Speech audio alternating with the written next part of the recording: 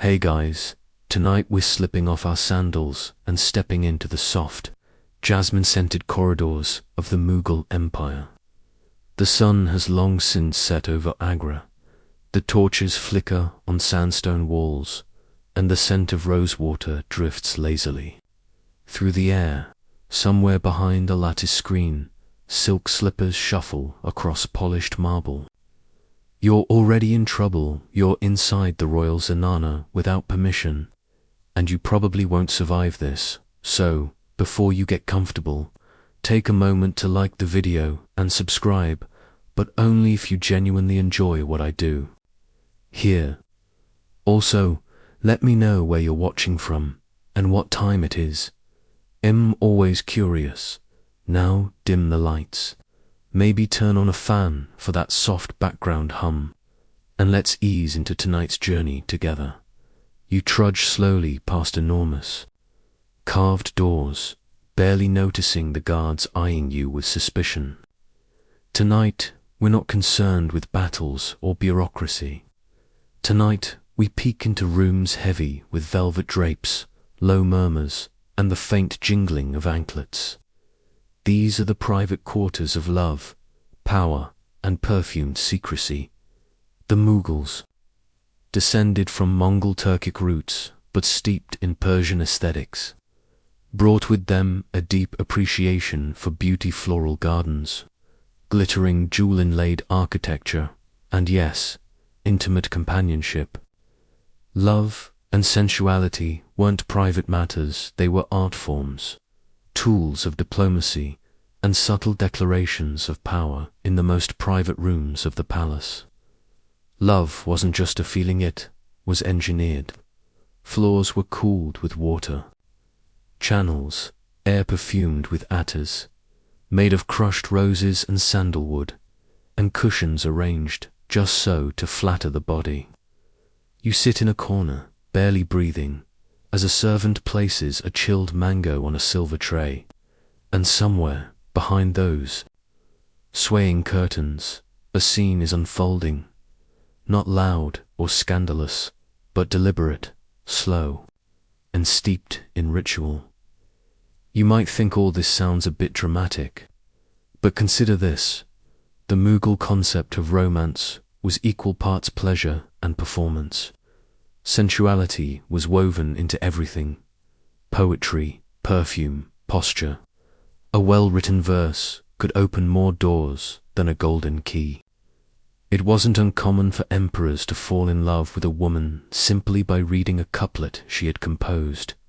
Historians still argue whether Mughal harems were sites of oppression or empowerment, but what's certain is that the women inside were not idle. They controlled trade, corresponded with poets, and advised on state matters, all while participating in an elite world of aesthetic competition, where the scent on your wrist or the shimmer of your silk could shift power in your favor. You imagine yourself stepping through layers of fine gauze curtains, greeted by laughter so soft it barely exists. Every sense is engaged.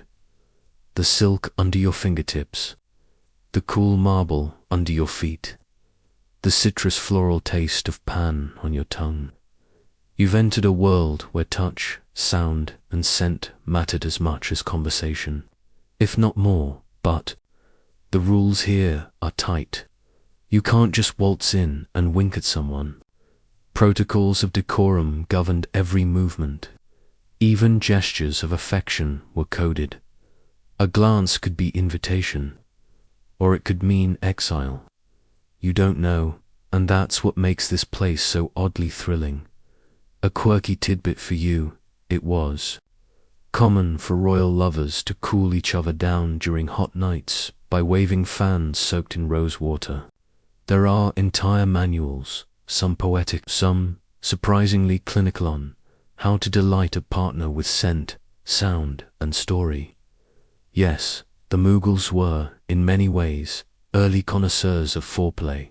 They didn't rush, they lingered, and perhaps that's why these stories still linger too. One emperor, Jahangir, famously couldn't sleep unless his wife, Nur Jahan, laid beside him, wearing her favorite perfume. And if she traveled, he carried a sachet of her scent like a 17th century cologne ad. But with real political consequences. She wasn't just his consort, she was his co-ruler. And their nights together were equal parts love and alliance. You tuck into a shadowy corner now, imagining the warm glow of oil lamps painting the walls with golden silhouettes. Somewhere beyond this room, the empire breathes with clashing swords and echoing edicts. But here, tonight, it's all about softness, slow moments, and the quiet weight of a lover's gaze. That's the velvet world you're entering tonight, not scandalous, not rushed, but detailed, dreamy, and designed for sensory immersion. Just don't touch anything. You're only here to observe. Asterisk, you wake slowly on a low divan, swaddled in silk sheets embroidered with gold thread. The air smells of cardamom and lotus, and outside the carved yoli window, pigeons coo as the sun rises behind red sandstone domes. You're still in the Mughal palace, still trespassing, still a little overwhelmed, but now you start to notice something else. The architecture of relationships here isn't simple. There's no neat husband and wife setup, not when emperors regularly had multiple wives, dozens of concubines, and an entire bureaucratic structure to manage their emotional calendars. To understand Mughal intimacy, you first have to understand Mughal marriage, and that means understanding many marriages. The emperors often married for political reasons, alliances, treaties, keeping peace with powerful Rajput kingdoms. A marriage could mean access to a region's resources or the promise of military loyalty. So yes, that beautiful bride in the mirrored courtyard, she might also be the human signature of a 1,000-horse cavalry alliance. Still, that doesn't mean the feelings weren't real. You imagine Emperor Akbar standing under a flowering lime tree, awaiting one of his many wives. Maybe it's Mariam-uz-Zamani, his Rajput, queen fierce, devout, clever with numbers, and one of the few women in the empire to have her own ships. Or maybe it's a quiet poetess from Kashmir, a lesser-known consort who can recite Persian verse faster than he can order dinner. Either way, this isn't just about beauty. It's about admiration, curiosity, and maybe even love. Historians still debate how emotionally invested emperors were in their many marriages. Some claim deep affection. Others argue political calculation ruled the heart. But walk through the gardens with them. Listen to the way a queen pauses before she answers, and you'll hear something else entirely: mutual fascination now. It's tempting to imagine the harem like a competition, jealousy, rivalries, a beauty pageant with swords. But Mughal sources suggest the relationships between wives and concubines were surprisingly nuanced. Some women formed close friendships, others ran their own miniature courts. A few, like Nur Jahan, even ruled on behalf of their husbands while draped in pearls and wielding ink-stained scrolls instead of sabers. You pass one such woman now, seated calmly beneath a silk canopy.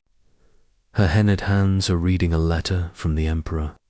It begins with a verse of poetry. It ends with a request for advice on a diplomatic dispute. This is not just pillow talk. This is governance via scented parchment. And how did the emperor divide his time among so many women? Enter the imperial calendar. Yes, there was often a rotation system. Each wife or favored concubine would be scheduled days or nights with the emperor, coordinated by a trusted female official, like a royal HR manager, but for romantic logistics. Romantic bureaucracy was real, and, unsurprisingly, heavily scented. A Quirky little detail. Some sources say the emperor could alter the schedule if he had a dream about a particular consort, dreams being considered semi-divine guidance. Others say political needs occasionally took precedence. You imagine the royal planner sighing deeply, quill in hand, adjusting the velvet-bound schedule one more time. For the women, it was a complicated life. They lived behind screens, separated from the public eye, yet wielding enormous influence. Some bore sons who became emperors, others became legends in poetry. A few were forgotten entirely. But within those guarded walls, affection could flourish, and sometimes love bloomed quietly. Behind silks and rituals and red-tinted glass, you wander past another chamber now. It smells like rose petals and saffron. A faint song drifts from within, maybe a lullaby, maybe a love poem. The words aren't important. The mood is. This isn't romantic love in the modern sense. It's slower, structured, full of ritual and hierarchy, but still deeply human. And if you think having multiple spouses meant things were constantly romantic or well busy, you'd be wrong. Even emperors took breaks. The body has its limits. And sometimes he just wanted a quiet evening with a mango and a book of Rumi. You hear a soft chuckle from behind the curtain. Was it a joke, a story, a whispered complaint about the emperor's poetry skills? You'll never know. And that's part of the charm. You make your way deeper into the palace now, down a corridor lined with faded murals, figures reclining on cushions, sharing fruit or court middle laughter. This is where the softer side of power lived. And in this part of the Mughal world, courting wasn't just a lead-up to love. It was the entire game. If you were trying to catch the attention of an emperor, or even a high-ranking noble, your tools weren't flashy outfits or witty pickup lines. No, here you needed poetry, patience, and maybe, if you were really bold, a mango carved into the shape of a heart. Courtship in the Mughal Empire was an art form, especially among the elite. Women were educated in poetry, calligraphy, music, and storytelling, not just because it was beautiful, but because it was powerful. A single couplet, penned in elegant Persian script, could say more than 100 jeweled bangles ever could. And the emperors, they weren't immune to charm. Babur, the dynasty's founder, once wrote about a man he saw in a bazaar whose beauty haunted him for days. His grandson, Akbar, though officially illiterate, surrounded himself with poets and artists, and he reportedly appreciated a sharp tongue as much as a beautiful face. Imagine yourself in a candlelit veranda. The evening breeze smells of vetiver and incense. A soft sitar melody plays nearby. A noblewoman sits just out of view, her gaze cool, her sari 1,000 threads of shimmering color. You hear a servant deliver a letter, a poem, unsigned. Its calligraphy so delicate it looks like it might blow away. You unfold it, only to find it's written in metaphor, comparing your presence to the monsoon's first touch on dry earth. You look up. She's already gone. Historians still argue whether these romantic traditions were common outside court circles or mostly ceremonial. But even among everyday people, traces remain in folk songs, love letters, and regional storytelling traditions, where wit and subtlety often trumped boldness. Sometimes, the courtier wasn't a man at all. There are records of women who sent gifts, music, or riddles to men they admired, especially within the harem, where gender roles were more fluid than you'd expect. Behind those palace walls, women created their own cultures of connection. Some trained parrots to recite messages. Others embroidered secret verses into the hems of shawls. If that sounds like a lot of effort just to say I like you, remember, this was a society that turned emotion into architecture. Falling in love took craftsmanship, a quirky detail that might surprise you. It was considered unlucky to confess feelings directly. Instead, emotions had to be wrapped in metaphor. You are the rain on my fire might mean desire, heartbreak, or indigestion, depending on the timing. That's why trained poets were often hired to compose love notes on someone else's behalf. Yes, professional ghostwriters existed for matters of the heart. Imagine hiring someone just to flirt for you. Some of you still do, but that's another topic, and it wasn't just words. Objects carried meaning. A gifted shawl might signal comfort. A shared mango meant intimacy. A garland of champa flowers sent at dusk. You didn't send that unless you meant business. This is a world where even glances were staged. Women were trained in the art of eye movement, when to look, how long to hold it, and when to lower the gaze with theatrical indifference. Courting was slow. There was no swiping, no demming. Just eye contact across a courtyard and maybe a poem weeks later. Now, you step into a side chamber filled with carved screens and soft cushions. You sink into one and close your eyes. Outside, you hear quiet laughter. Maybe someone just received a poem, or maybe a mango dot asterisk.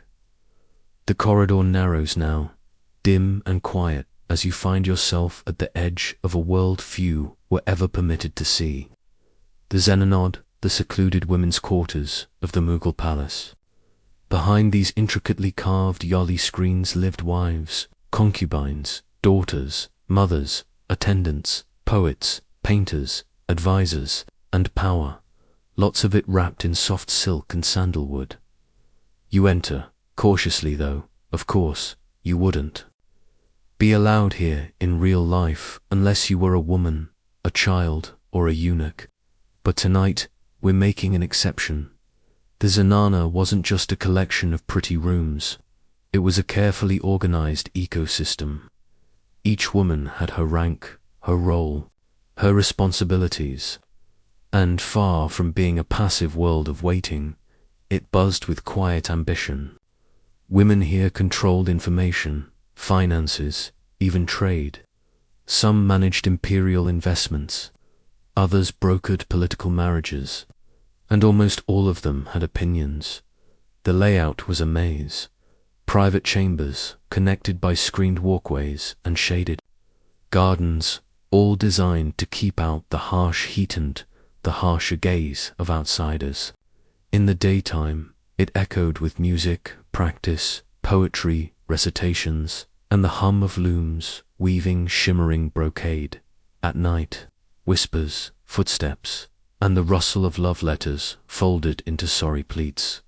You wander past one open courtyard where a group of women are gathered, not in gossip, but deep in discussion, possibly about the latest political alliance, possibly about who keeps stealing the cardamom stash. There's always one, but not everyone was scheming. Some were simply surviving.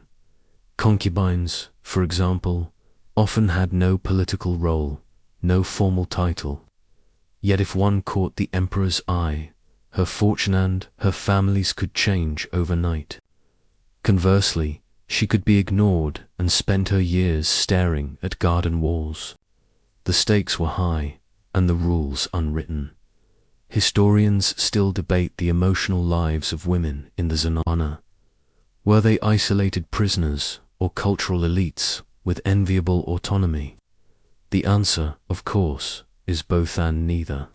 For every ambitious matriarch who ran palace affairs with a raised eyebrow and a fan, there were also lonely women who never left their rooms.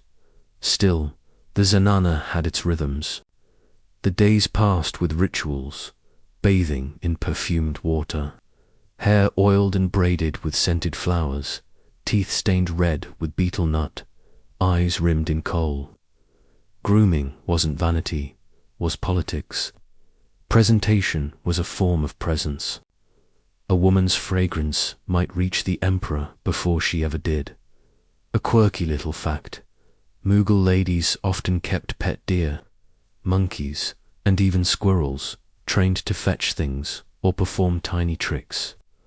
These pets weren't just amusement, they were also icebreakers. Imagine starting a flirtation because your squirrel stole someone's scarf. The eunuchs, of course, held the keys to this world, both literally and figuratively. Trusted by the emperor and allowed within the zenana, they acted as messengers, guardians, and power brokers.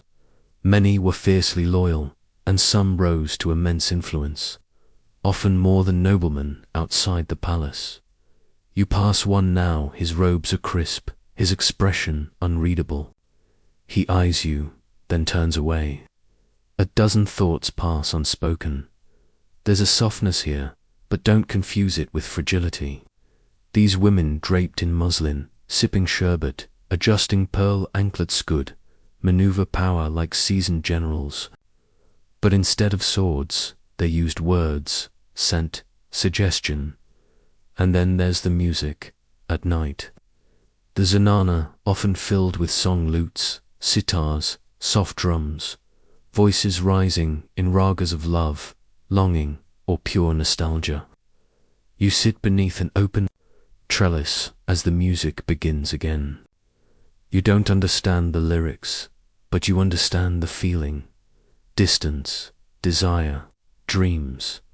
One last glance toward the marble bathing pool.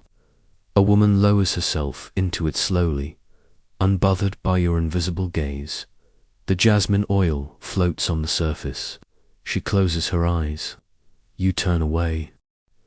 You're sitting now beneath a painted ceiling, deep blues, pale golds, and vines that curl like smoke across the plaster.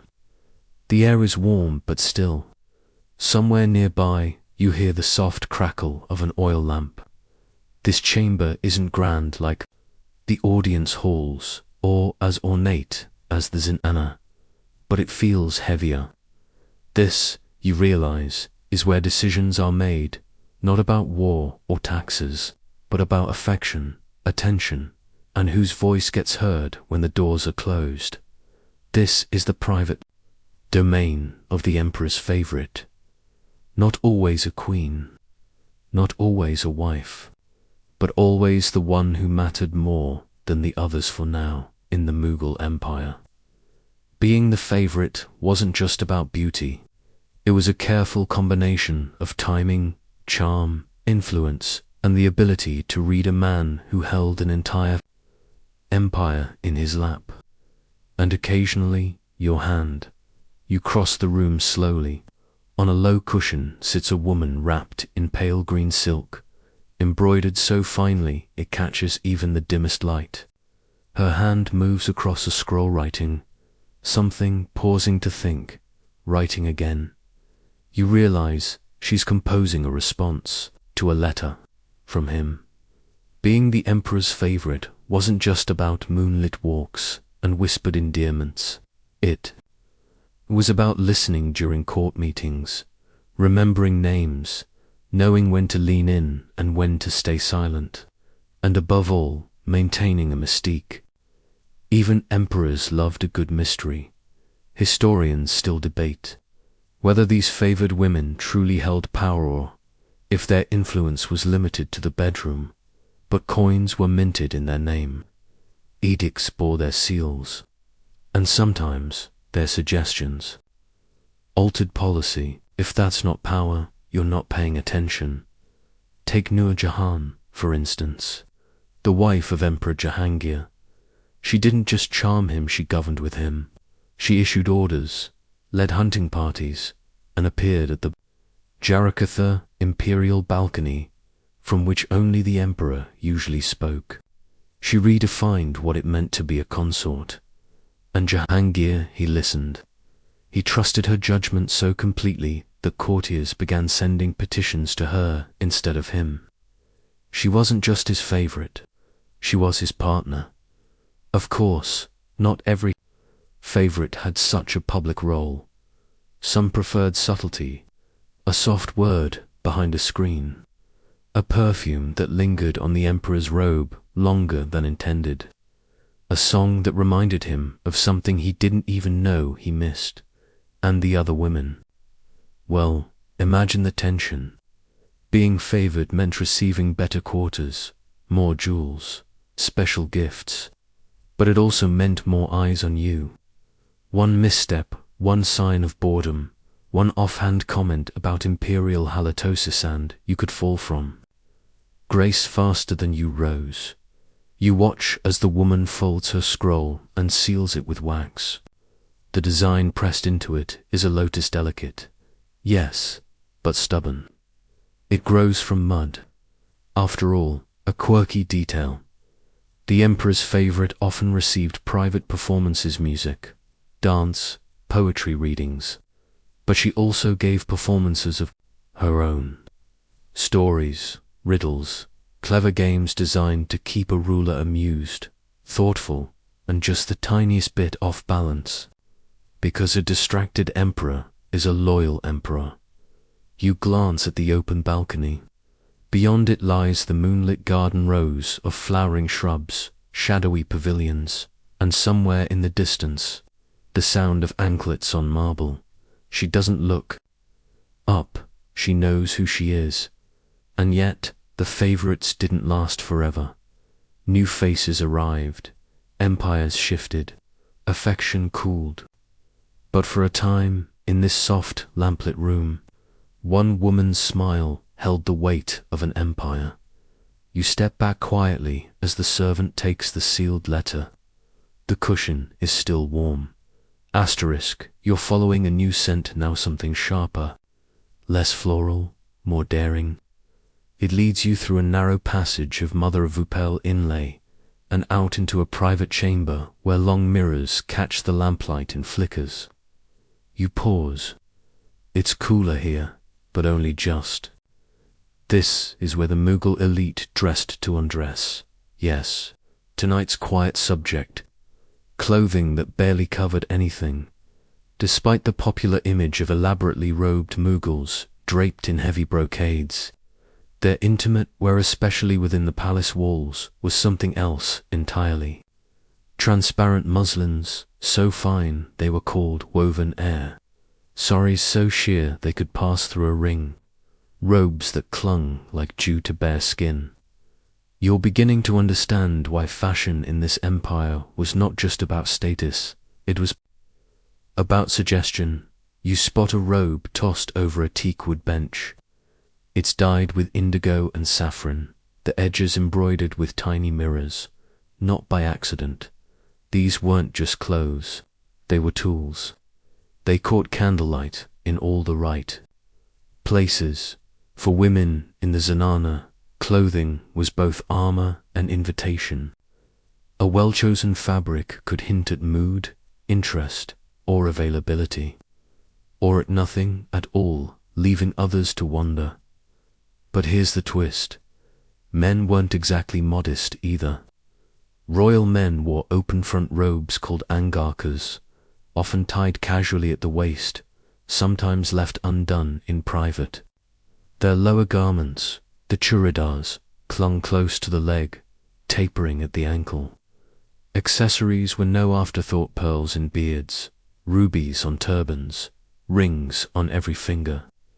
Imagine putting on 10 pieces of jewelry just to pass someone in a hallway. Historians still argue how much of this was practical versus performative. After all, India is hot. Lightweight fabric makes sense. But when those fabrics are sheer, embroidered with gold, and scented with attar of rosewater, probably aiming for more than just ventilation.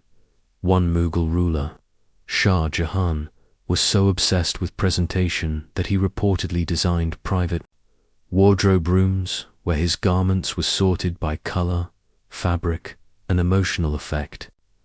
Yes, imagine color-coding your outfits by mood before color psychology was even a term.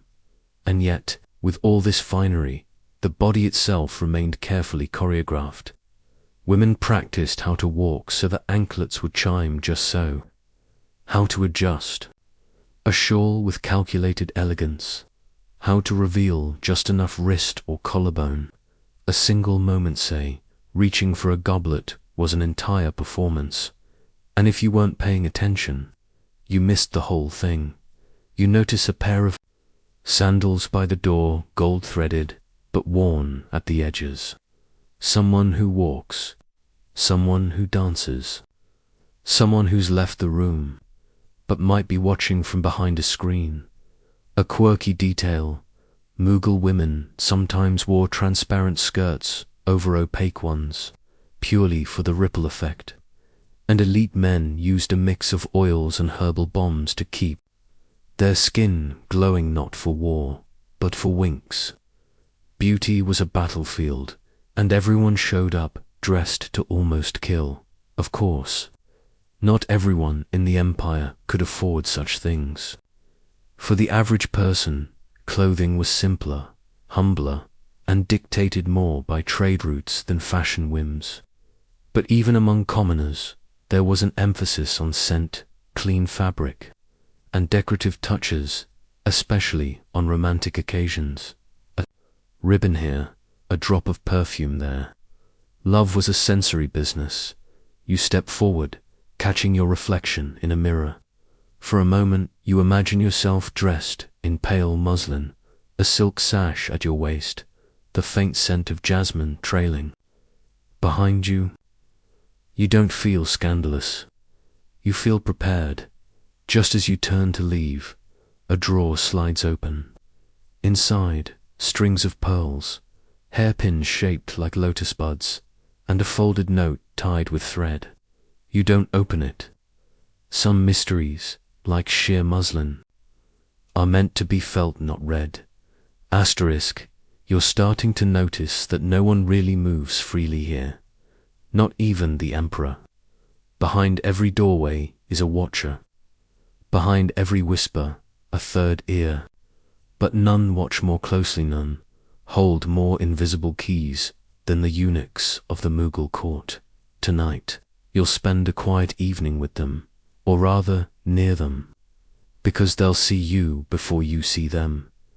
Eunuchs in the Mughal Empire weren't just palace servants, they were gatekeepers, intermediaries, enforcers of silence, of discretion, of timing.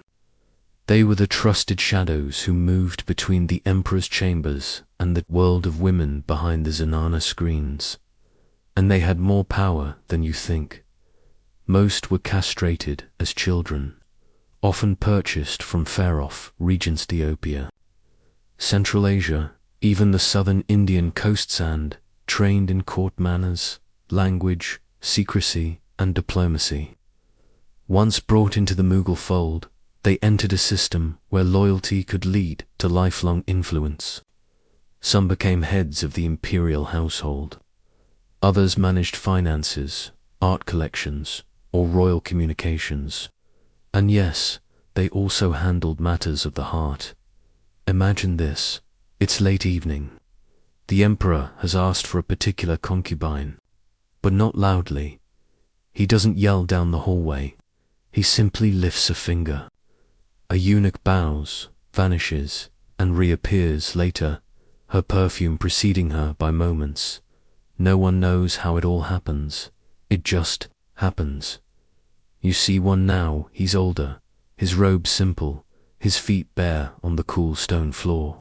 His eyes meet yours for the briefest second, and you get the sense he knows everything. Not because anyone told him, but because he watches.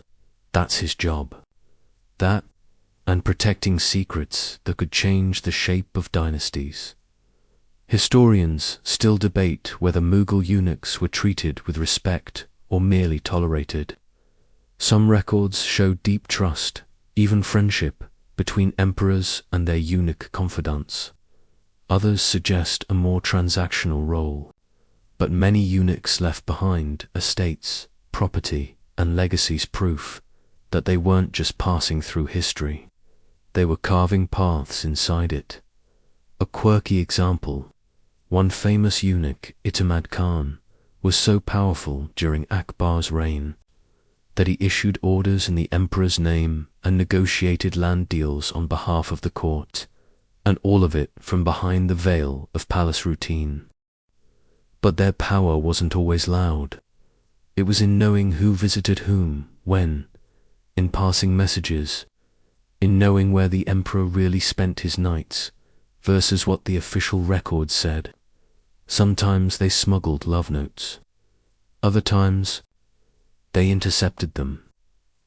You imagine one pulling a silk envelope from inside his robe, sighing deeply, and deciding whether it should reach its intended recipient or quietly disappear forever. Their presence was constant but never central.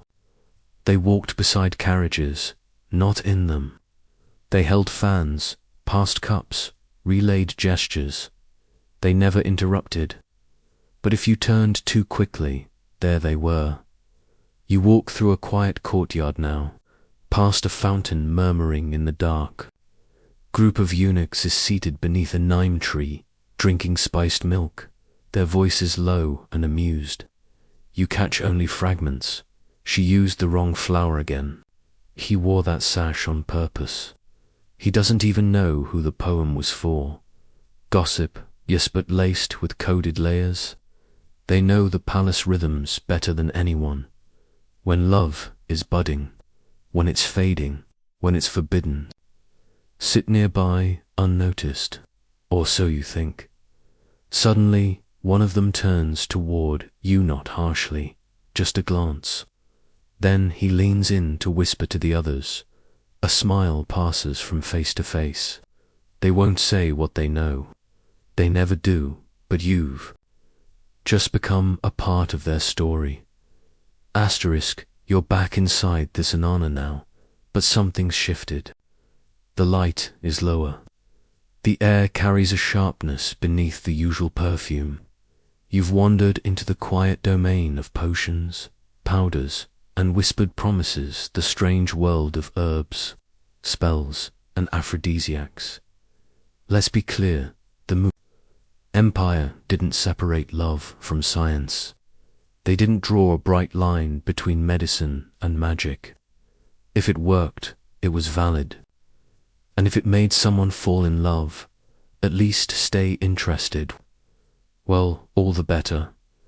You pass a room where jars line the walls like soldiers, powdered clove, dried rose petals, shredded myrrh bark, sandalwood, cardamom, even crushed pearls. They aren't just for scent. These ingredients made up the vast apothecary of the Mughal love life. The emperors had their own team of hakims, Unani physicians, who blended Greek, Persian, and Indian medical traditions.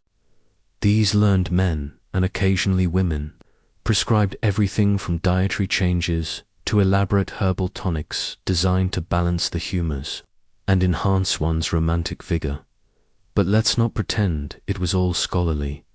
One whispered remedy called for boiling dates, milk, and saffron drunk warm after sunset, ideally while thinking deeply about your desired partner. Another called for the oil of crushed betel nut, mixed with rose extract and applied ... strategically. You don't ask where. You don't need to. A quirky favorite among nobles. Musk scraped from the scent glands of Himalayan deer. A rare and pungent aphrodisiac applied lightly to the pulse points. It was said that just a trace could quicken the heart, though, perhaps, mostly because of the price. And then there were the charms. You pause at a small marble shrine tucked into a courtyard. While around it hang tiny bags of spices tied with red thread, stuffed with things like fenugreek, dried figs, strands of hair, and sometimes a handwritten verse. Not poetry, a spell, love magic, Mughal style. Historians still debate how much emperors and queens believed in these enchantments. Some argue it was just folklore, harmless and decorative. Others insist love spells were taken very seriously by those with something to lose. You overhear an attendant murmuring instructions to a new girl. If you're losing his attention, crush a clove under your tongue before he speaks. Smile just once, he'll stay. You don't ask what happens if he doesn't. The more scientific remedies weren't always safer. Some aphrodisiacs included mercury, opium, or rare minerals that, while possibly exciting, were also possibly deadly. There are records of lovers falling ill from overuse. But in a world where desire was power, risk was part of the recipe. It wasn't just about pleasure, either. Fertility played a huge role. Many concoctions were designed not only to inflame passion, but to encourage conception, especially in the case of royal wives and concubines. Bearing a son could elevate your status overnight, or secure your family's fortunes, or protect you from being quietly replaced. You glance toward a courtyard basin where someone is stirring a pot over coals. The liquid glows, faintly amber. Someone's preparing a tonic tonight. You're not sure for whom. You're not sure it matters. Even among ordinary people, these traditions lived on. Folk remedies included love, amulets worn under clothing, bridal, drinks laced with saffron and honey, or sandalwood pastes applied before wedding nights. Many still do, in quiet corners of the subcontinent. Some traditions don't vanish, they just change scent. You lean against a lattice wall, the breeze carrying hints of cinnamon and rose. Somewhere nearby, a woman is humming as she folds a cloth into a triangle and tucks it into a carved box. For what purpose? Only she knows. But you suspect someone else will find out soon. And just before you drift off completely, you remember the most powerful ingredient of all, suggestion, because sometimes the spell isn't in the powder or the poem. It's in the waiting. Asterisk, it's late now. The palace has quieted into a deep hush. The musicians have packed away their instruments. The oil lamps burn low. You slip through a stone archway into a moon-drenched terrace where shadows flicker on white marble. Tonight's scene, not love potions or court politics, but something far more delicate, what intimacy actually looked like. You've heard the poetry, seen the perfume bottles, watched the slow courtship and the cautious flirtation, but behind all of it, the sheer fabrics, the mango slices, the recited verses, was a deeper reality. The act itself, that intimate moment, wasn't left to guesswork. It was talked about, written about, even taught, just very carefully.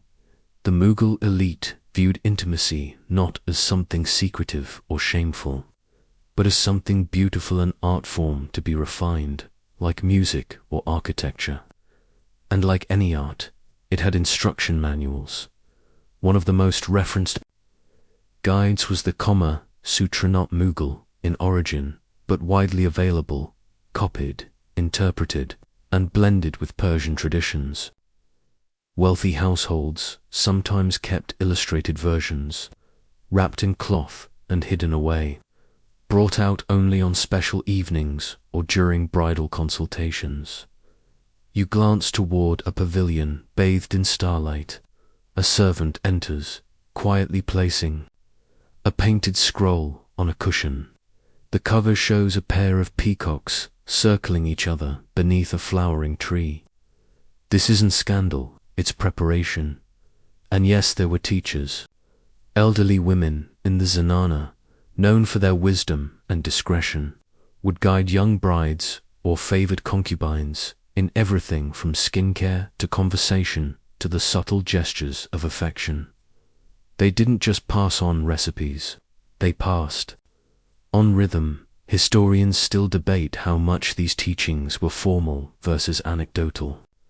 Some argue for an oral tradition handed down woman to woman. Others cite texts and court documents that suggest formalized instruction. Either way, one thing's clear: intimacy was choreographed as carefully as a royal procession. There's a soft breeze now. You catch a hint of vetiver and something richer. Maybe incense, maybe anticipation. Let's talk about the setting. Within the palace, there were dedicated spaces for private moments rooms, with cushioned floors, mirrored ceilings, and small fountains designed to cool the air and muffle sound. Some rooms even had star-shaped holes carved into domes above, so moonlight would trickle in and shimmer across skin. Imagine lying on cool marble with rose petals drifting in the fountain beside you, and yes, possibly a parrot watching from a perch. The Mughals loved parrots. Odd, yes, but comforting, a quirky favorite among emperors.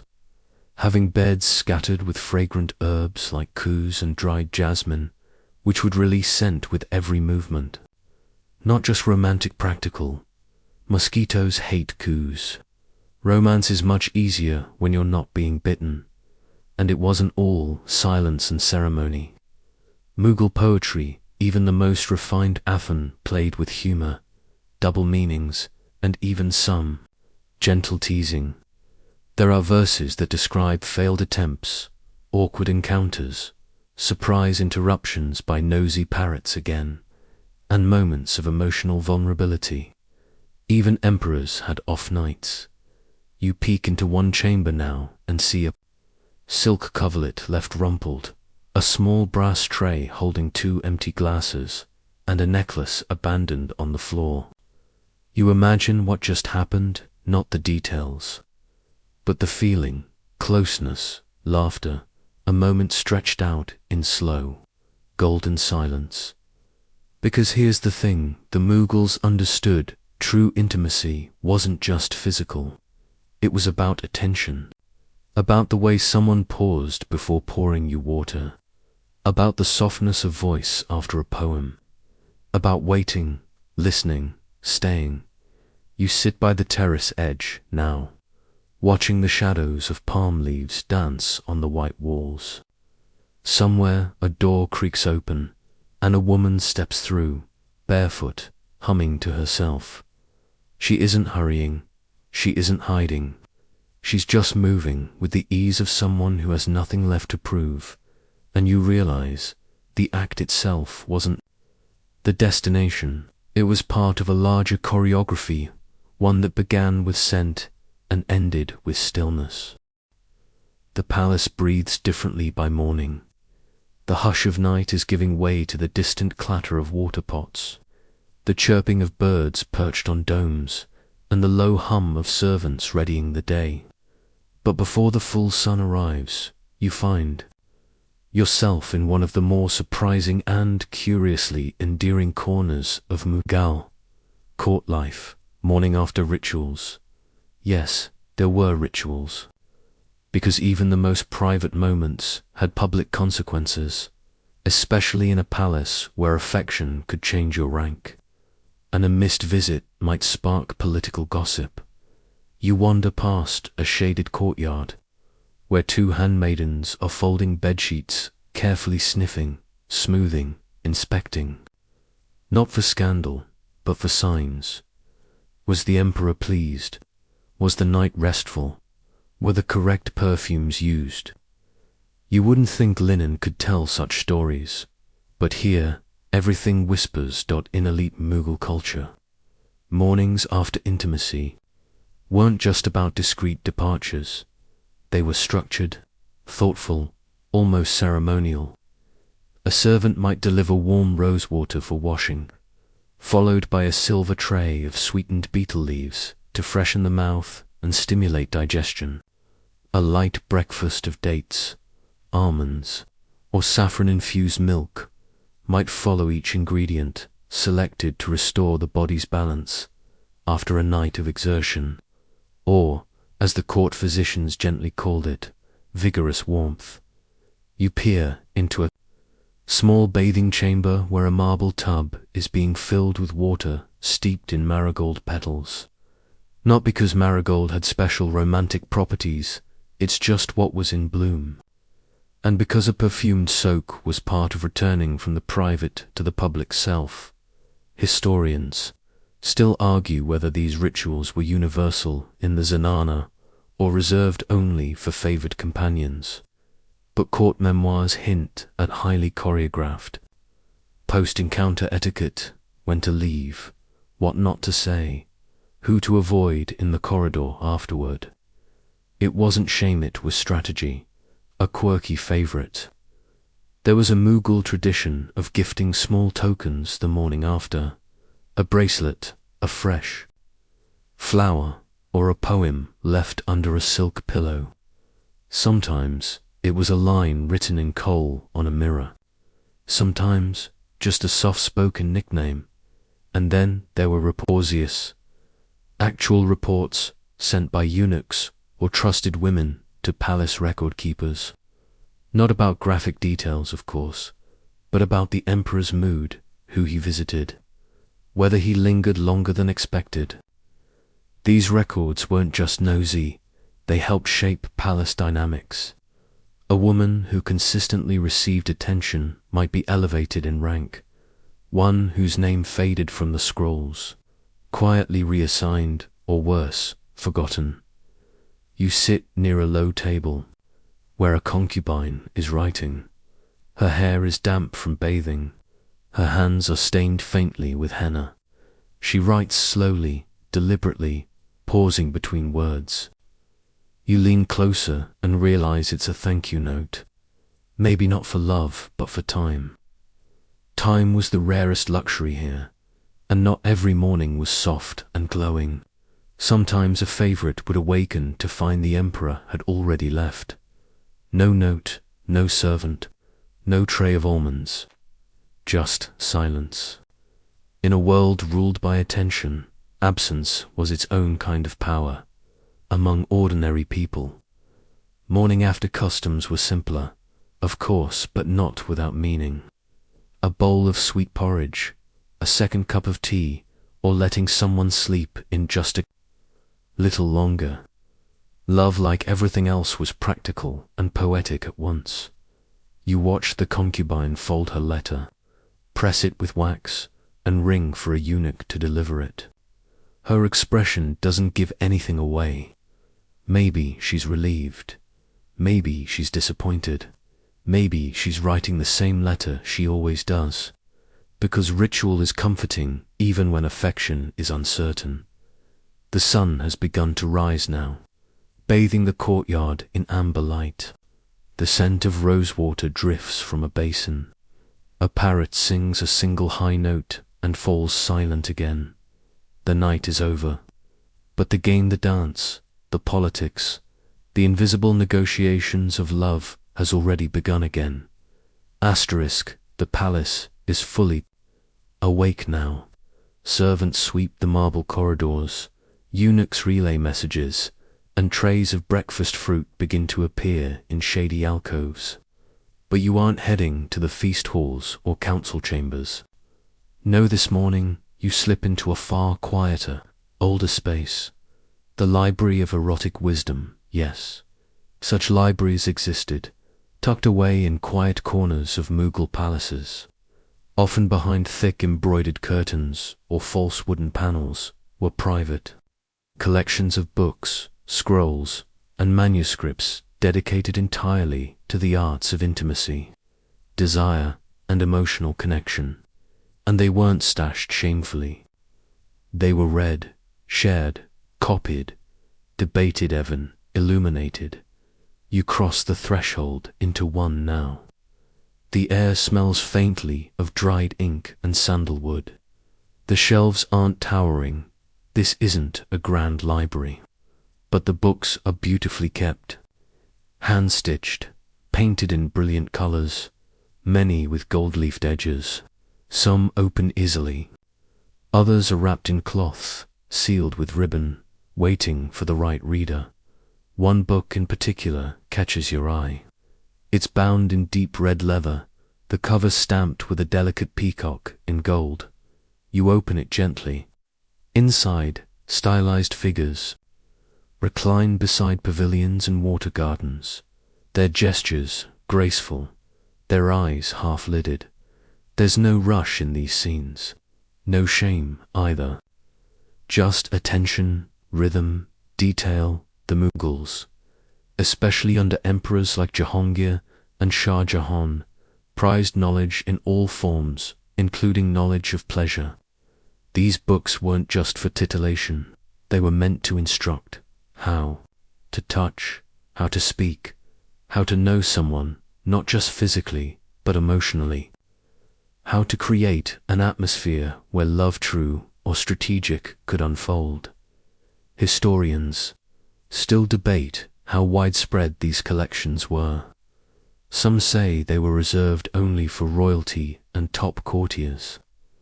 Others suggest even mid-level nobles kept personal cabinets of instruction, often borrowing from Persian, Sanskrit, and Arabic traditions alike. The Mughal Empire was, after all, a sponge of culture absorbing everything from ancient Indian treatises to Persian love poetry to Central Asian folklore, and yes, some of these texts were illustrated.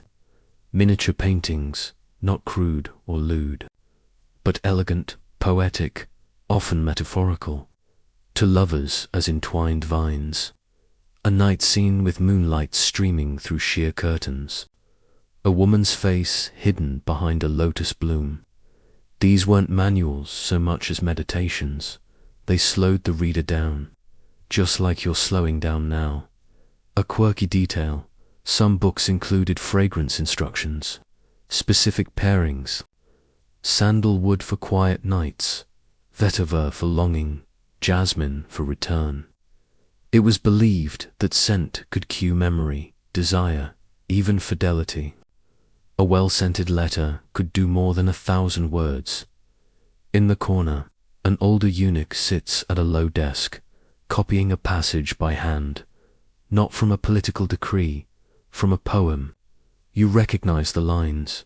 Your breath on my skin is the tide before the monsoon, heavy with silence, ready to bloom. He pauses, dips his brush, continues. The books weren't all beautiful, of course. Some included warnings how to avoid heartbreak, how to recognize false affection, how to maintain interest over time. They spoke of pacing, modesty, unpredictability. It wasn't about domination. It was about play and patience. You leaf through one last volume and find a curious entry. A chart listing lunar phases alongside recommended evenings for physical union. Apparently, certain nights were believed to intensify affection, others to dull it. Tonight, it says, is a night of dreams. Make of that what you will. You rise slowly and tuck the book back onto its shelf. Not hurried, not embarrassed, just respectful, because in this quiet, paper-scented room, love is not scandal, it's scholarship. The scrolls are behind you now. The poetry has been tucked away, and yet, as you drift through the palace once more, a strange question lingers in your mind. What happened when love went wrong? Because not every story ends in jasmine and moonlight. Tonight, we open the softest, saddest curtain of all the lives of Mughal lovers who were forgotten, ignored, or deliberately erased. You find yourself in a narrow hallway now, one that doesn't lead to a garden or throne room, but to a set of modest chambers, clean, dim, and unnervingly quiet. This is where consorts sometimes ended up when the emperor lost interest or never noticed them at all. Yes, the forgotten ones, concubines who didn't charm, courtesans who aged out, even wives who failed to bear children, or worse, gave birth. 2 daughters when sons were expected. In a system that rewarded attention, vanishing could be a sentence in itself. Historians still argue whether these women lived peacefully or resentfully. Some seem to have found solace in religion, poetry, or charitable work. Others did not. You pass one small chamber where the only decoration is a prayer rug and a bowl of sandalwood paste, drying at the edges. No silk, no scrolls, no visitors. The woman inside might once have worn pearls in her hair. Now she keeps it tied back. She might have been 17 when she entered the palace. Now she waits. For what? Memory. Of course, it wasn't always a quiet fade. Some women rebelled not with swords, but with silence. One documented case tells of a concubine who, after years of neglect, refused to speak to anyone, not in anger, but as a slow erasure of herself from the palace world. A quirky resistance, vanishing by degrees. Others found subtler ways to haunt the halls. One favorite turned ghost reportedly began sending anonymous poems to other women in the zenana, warning them not to fall too hard. The verses were beautiful, melancholy, unsigned, but the handwriting was known. And what about jealousy?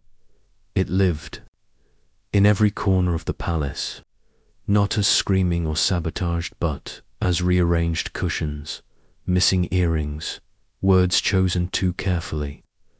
Court life was dense with coded hostility. You overhear a eunuch whisper, "She wore his color again." How brave! And you realize that a scarf or a sash could mean 1,000 things. Who was loved? Who was not? Who dared to hope? Even emperors weren't immune to rejection. One old tale tells of a noble woman who refused to look at Shah Jahan when summoned, her face to the wall in protest. Whether the story is true or embroidered, it lingers, because saying no in a whisper might have echoed louder than a shout. Sometimes love stories ended in banishment. A consort seen as too ambitious, too political, too cleversant to a far-off estate with a retinue and a politely worded dismissal. These women weren't imprisoned, but neither were they free. They dined alone. They wrote letters no one answered, and sometimes the forgetting was mutual. Two people once caught in the thrill of newness, slowly drifting apart, not out of cruelty, but fatigue.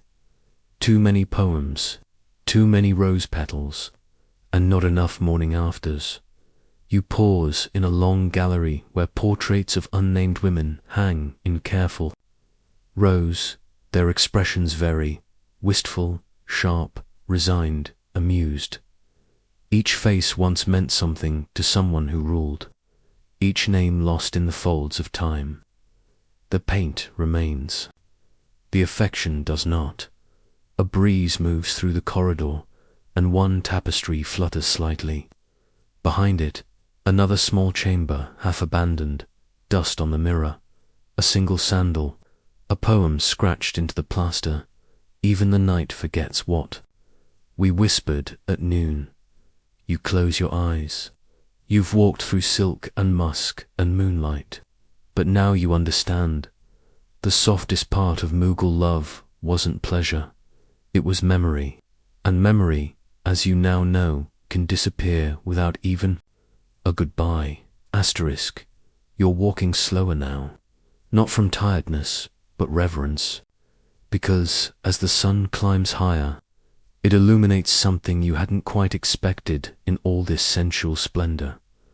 The world of devoted, enduring love, not the flirtations of concubines or the maneuverings of courtiers, not the heat of fleeting moments, but the quiet, patient kind of love, the kind that lasted. And in the Mughal Empire, love could last a lifetime, or far longer.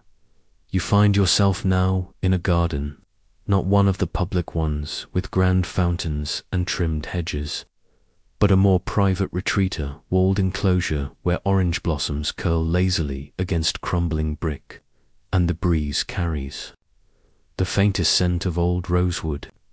At its center, a low marble platform, and on it, a tomb, yes, a tomb for two. The Mughals built many monuments, but perhaps none more famous than those built for love.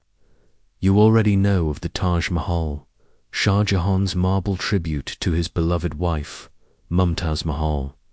But that wasn't the only love story carved in stone. There were others less famous, but just as profound. You trace your fingers along the edge of the marble, still cool despite the morning heat. An inscription curls around its base, not a royal decree, a poem, though. Death has taken you, your gaze still lingers in my sleep. Historians still argue whether Mughal men were truly romantic or simply theatrical, but the evidence leans, gently and consistently, toward genuine devotion. Emperors composed verses for their consorts. Queens sponsored mosques in memory of lost lovers. Entire gardens were planted where shared laughter once echoed. One quirky example: Jahangir commissioned a perfumed pavilion where he and his wife, Noor Jahan, once watched peacocks dance in the rain. After her death, he visited it regularly, speaking aloud as if she was still there. And it wasn't always the emperors who mourned. Some queens outlived their rulers by decades, wearing only white, refusing to remarry, quietly funding poetry. Salons in memory of their late husbands. Some became guardians of their lovers' legacies, overseeing mausoleums, issuing charitable endowments, ensuring that memory didn't fade. You turn a corner and find a small bench carved into the wall. On it sits a woman, elderly now, her fingers bejeweled but still. She's holding a letter, not from today, maybe not even from this decade. She reads it again, lips barely moving. Love, in this world, was not always loud. Even among the palace staff, lasting partnerships formed, between eunuchs and handmaidens, between cooks and guards, quiet alliances, shared glances at dawn, gentle affection in a place that rarely paused long enough to make room for it. You notice now that this garden has no guards, no watchers, just a silence that isn't empty but full of what was said here, of what was promised, of what was remembered. You sit beside the marble tomb, hearing the soft gurgle of a distant fountain. Someone once loved someone so deeply, they turned stone into a lullaby, and you begin to wonder.